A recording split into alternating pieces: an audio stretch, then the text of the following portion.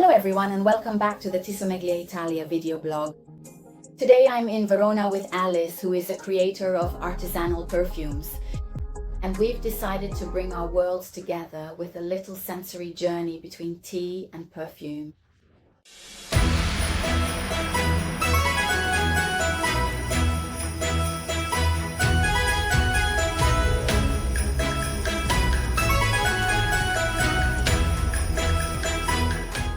Yes, because today we'll be tasting together 3 oolong from the Huang Dancong family, the so-called Phoenix single bush teas. They are 3 wonderful teas, true treasures, aren't they? They are Snow Orchid, Elegant Beauty, and Huang Zhi Xiang, which in Chinese means yellow gardenia fragrance. Dancong teas originate in the mountainous area of Huangshan in Guangdong, southern China. Dancong literally means single bush, and despite various legends and rumors, it refers to tea plants. Each one is selected for its unique fragrance, all originating from a single seed. Each cultivar is named after its aromatic profile, like a flower or a fruit, but more rarely also after stories or other details. This makes the Dancong family an entire universe of sensory nuances. You would like them. Let's start with Snow Orchid, in Chinese Sui Hua Xiang, which literally means snow flower fragrance. It's a poetic name, and so is the sensory experience it offers. From the very first contact, you can sense its elegance. The leaves, long rolled and dark, they release a sweet aroma. Peach, light honey fruit, the warmth of a gentle roasting, spectacular. What do you taste? Now, there was that toasted character you were talking about with some amber notes, as they say in perfumery, very light, which blend well with this ozonic part, though it's more hidden. The ozonic part that at first I would have almost described as aquatic, but not in the sense of marine notes, rather truly ozonic, sunlit, fresh notes. In the meantime, let me remind you to click like and maybe even follow us so you won't miss any of our videos, which come out in Italian on Mondays and in English on Saturdays.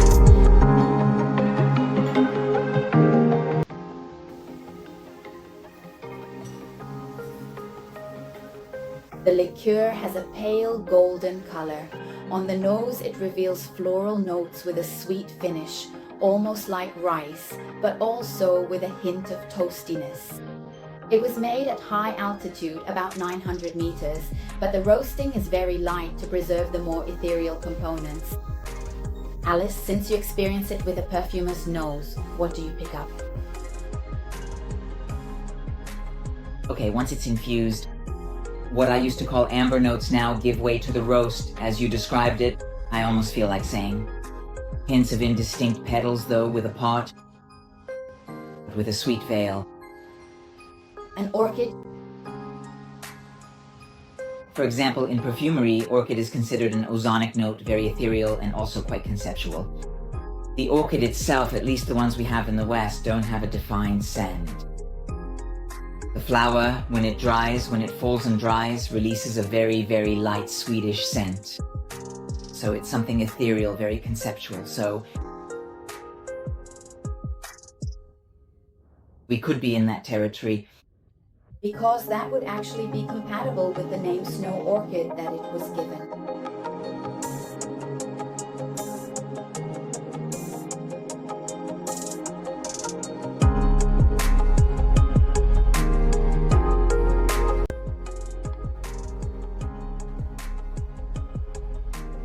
The color is already a little less pale, a bit more golden. This is a sign that the leaf is just beginning to open. But as you can see, it is not completely open yet.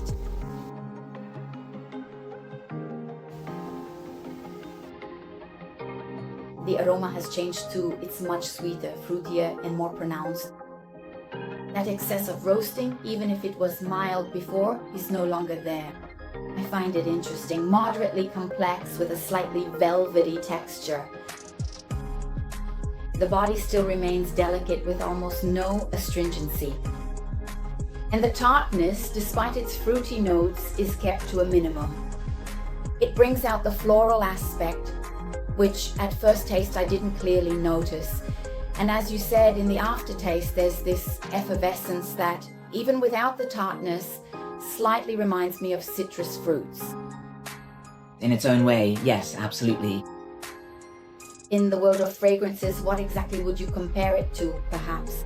In the world of fragrances, this could be what is defined as a woody note. It's called that because it doesn't evoke a specific wood extract, but rather a blend of raw materials, which can include ebanol, the rocky aspect of sandalwood, just to give you an idea, or iso-e super, which is one of the most widely used molecules in perfumery in almost every existing fragrance. And to clarify, it's like a cedar wood, but stripped of all its more phenolic, harsher, and more pungent facets.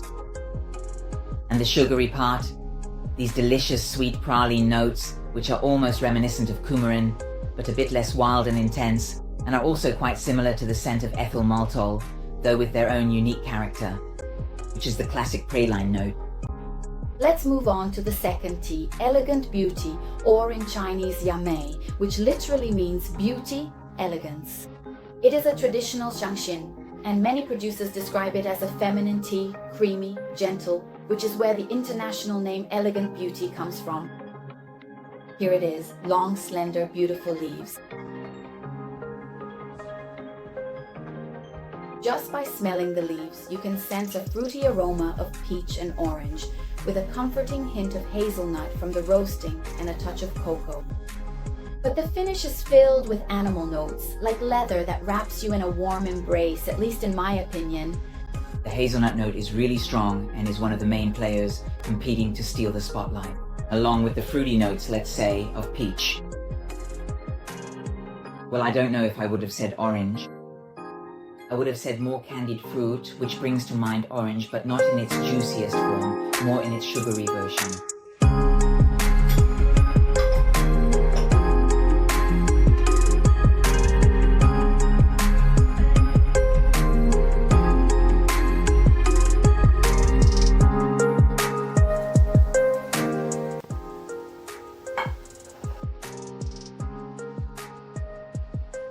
I'm using a small Chinese travel set, very compact but convenient because you can serve gongfu cha for up to 6 people. Everything fits, gaiwan, pitcher, 6 cups, and even the tongs into a tiny container. Can you hand it to me? Here it is, it all fits inside. This tiny container is really practical for traveling or for picnics. If you're interested in buying one, contact me.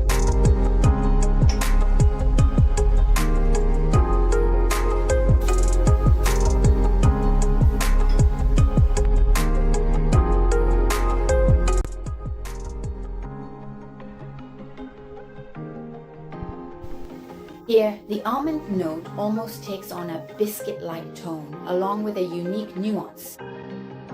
There are sweet hints, reminiscent of baked goods like oven-baked pastries or cookies.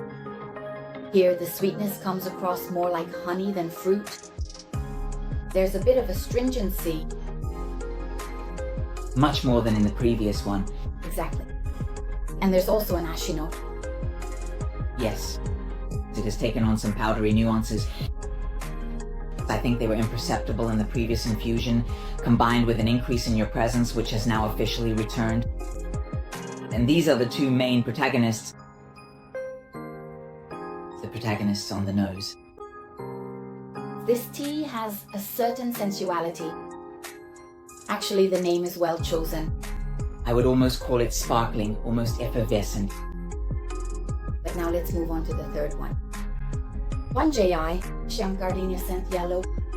It's a wonderful name, isn't it? Because the yellow gardenia is not just a flower, it's a symbol of radiant elegance and joy.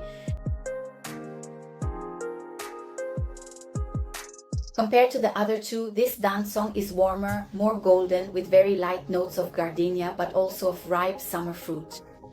You'll find lychee again, you'll find peach again, with a sparkling sweetness. I can't wait to try it. And you, Alicia? Absolutely, here we are in the height of summer. A triumph of fruit, I totally agree. The undisputed star is the lychee. but the floral note is more noticeable compared to the other two. Yes, these very rounded, milky notes typical of gardenia.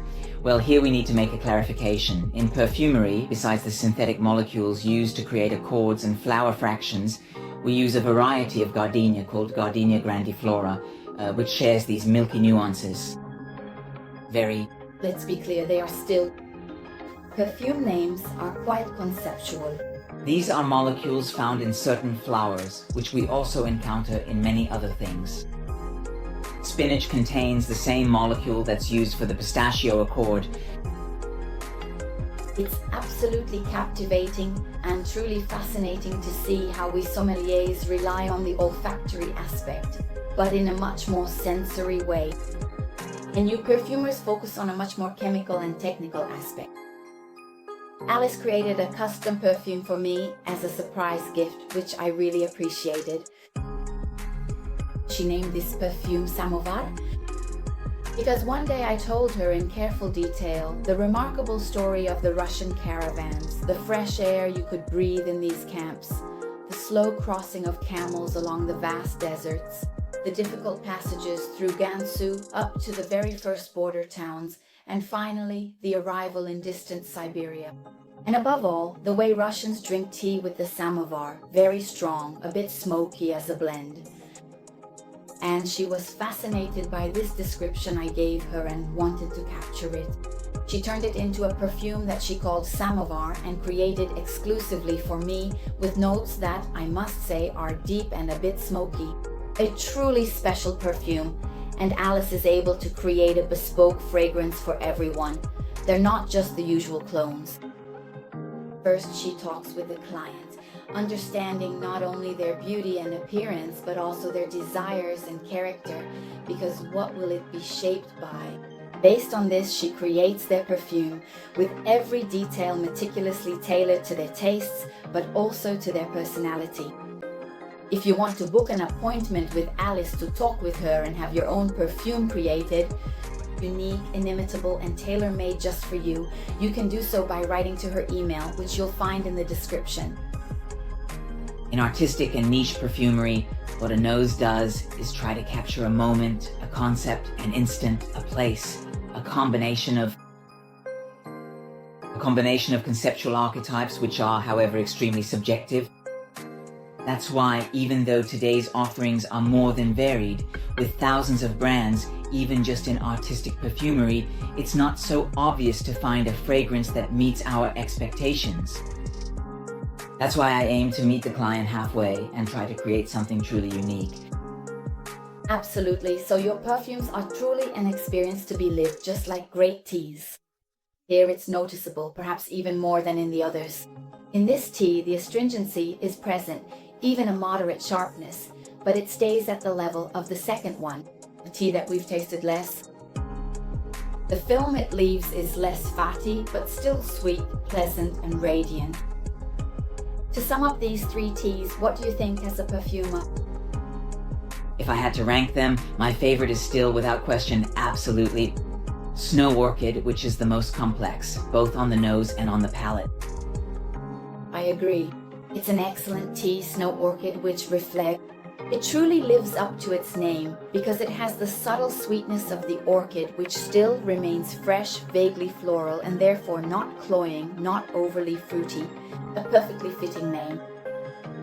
Moving on to Elegant Beauty, the tea undergoes a transformation, becoming noticeably rounder, warmer, and sweeter. The sweetness of ripe, juicy peach, and there's also a subtle, lingering hint of creamy almond nougat.